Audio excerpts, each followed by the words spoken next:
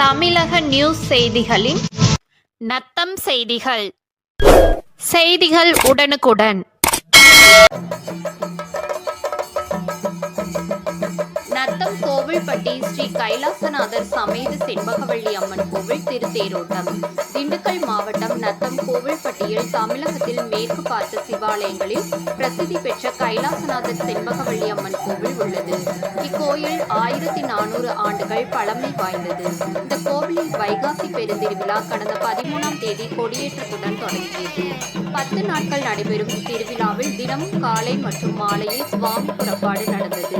இதில் அம்மன் சிம்மம், மயில், பூதம், அன்னம், யானை, ரிஷப வாகனங்களில் எழுந்தருளி கோவில்பட்டி பகுதிகளில் முக்கிய வீதிகள் வழியாக வந்து நகர்வலம் வந்து பக்தர்களுக்கு அருள்பாலித்தார்.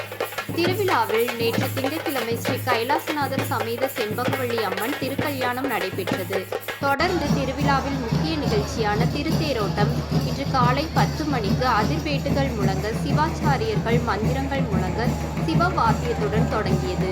இதில் திருத்தேர் வண்ண பூ மாலைகளாலும் வண்ண துணிகளாலும் அலங்கரிக்கப்பட்டு இருந்தது.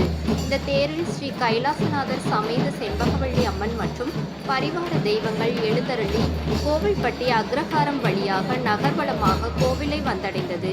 வழி நெடுக ஆயிரக்கணக்கான பக்தர்கள் திருத்தேரின் வடங்களை பிடித்து இழுத்து சாமி தரிசனம் செய்தனர்.